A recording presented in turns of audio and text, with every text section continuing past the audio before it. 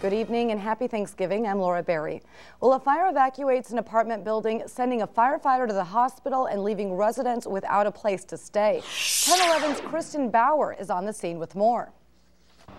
Well, it wasn't an ideal way to spend Thanksgiving for the residents of South. Several were trying to figure out the cause. Reporting in Lincoln, Kristen Bauer, 1011 News.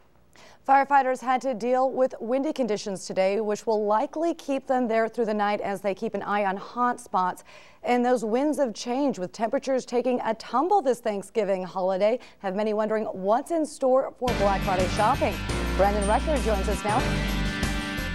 Well, Laura, it looks like instead of the T-shirts and shorts some of us had on a couple days ago, we'll also talk about a chance of precipitation in the next 7 days. Lots of changes in store. Thanks, Brandon. Well, police say alcohol may have been a factor in an overnight rollover crash that left one man dead. The Howard County Sheriff's Office and NSP are looking into the one-car accident that killed 22-year-old Anthony Sabin of St. Library. The crash happened around 2:30 this morning near Dannebrog. Deputies say the driver, 29-year-old Donald Webbin of Grand Island, was headed westbound when he lost control of his car and careened into a ditch. Webbin is accused of driving under the influence and motor vehicle homicide. Deputies add Sabin was not wearing a seatbelt at the time of that collision. And the results are in for the Click It or Ticket campaign conducted by the Lancaster County Sheriff's Office yesterday. The checkpoint was at Highway 77 just north of Highway 33. It was held from 2 to 7. Along with other efforts between 7 and midnight. Overall, 501 vehicles were stopped. Officials made 4 criminal arrests, 1 outstanding warrant arrest. They issued 43 citations and 98 warnings.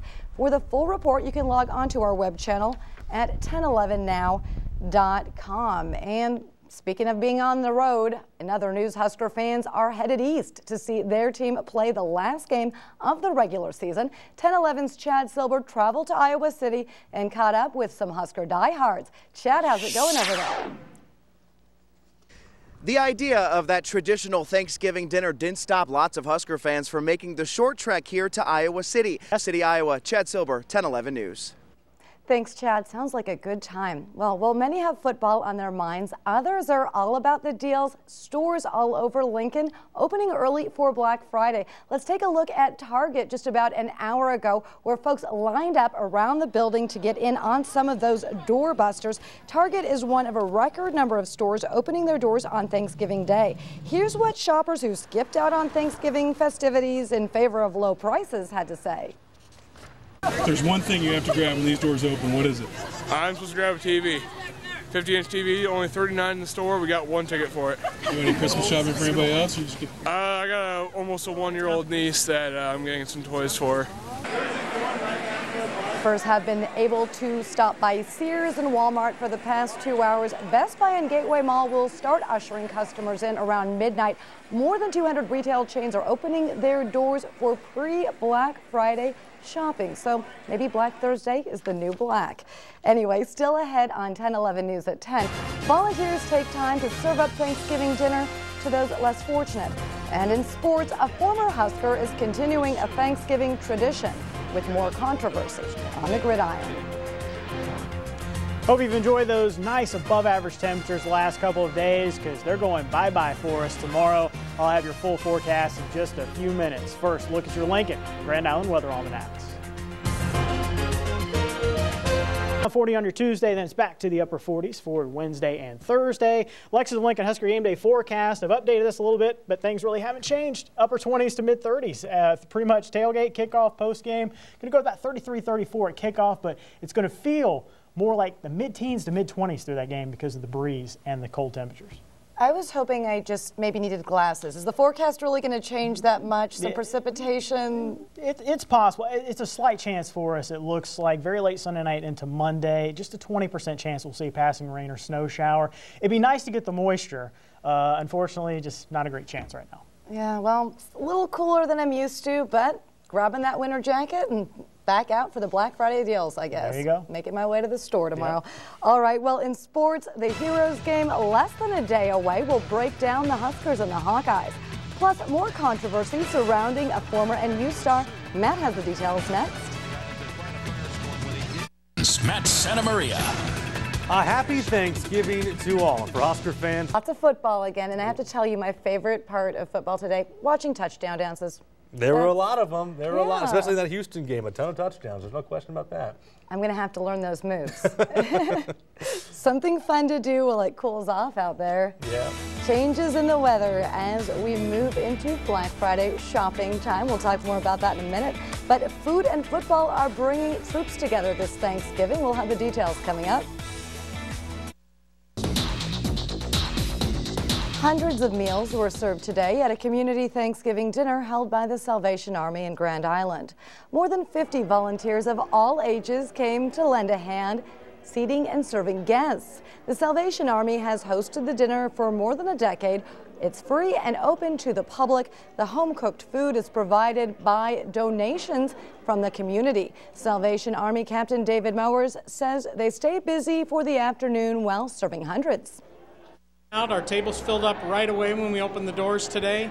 The last several years we've served in the neighborhood of 400 meals, and we anticipate doing similar to that this year, maybe even a little bit more. Mowers says the dinner wouldn't be possible without donations, volunteers, and of course participation from the community. And people dining at the Mission got an additional treat today as one of Nebraska's leaders served them up some food. Governor Dave Heineman and his wife Sally were behind the counter today serving turkey and cranberries. It was the 8th year the governor joined the People's City Mission for the Thanksgiving tradition. And of course it's custom for the governor to participate in this, and he says he's thankful to be part of the event.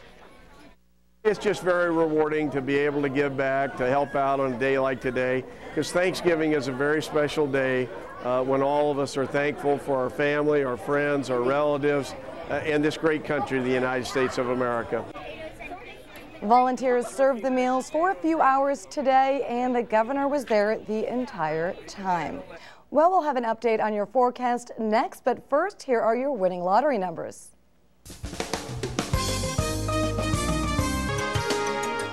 Well, Thanksgiving is nearly over, and there's at least one group out there that's thankful for that. That would be turkeys.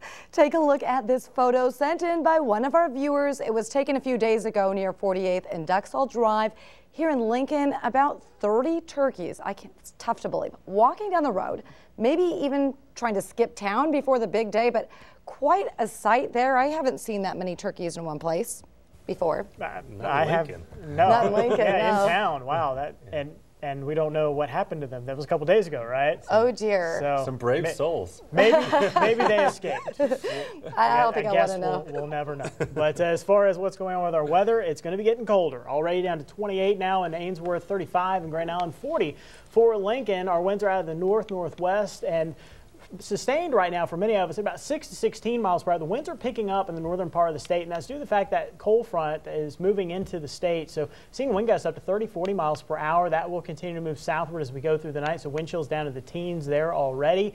Just a little bit of cloud cover starting to increase in the northern part of the state. So we'll go with clear to partly cloudy overnight. Temperatures tomorrow morning, upper teens to mid-20s. That's so chilly. It was.